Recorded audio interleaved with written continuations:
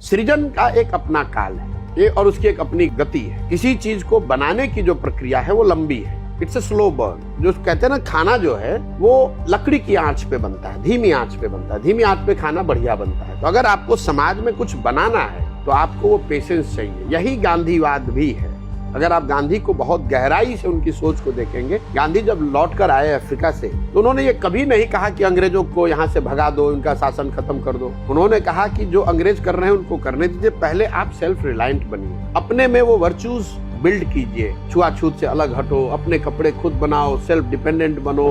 और जो उनका सत्याग्रह के बाद जो पहला आंदोलन नॉन कोऑपरेशन था, वो भी कि भाई मैं आपके साथ कोऑपरेट नहीं करूंगा, आप शासन करना है करो, मैं कोऑपरेट नहीं करूंगा आपके साथ। उसके बाद उसकी डिग्री उन्होंने चेंज की सिविल डिसोबीडियंस, जब मैं कोऑपरेट ही नहीं करूंगा आपका अवहेलना भी करूंगा। फिर जाकर कहीं भारत छोड़ो आंदोलन जैसी बात हुई।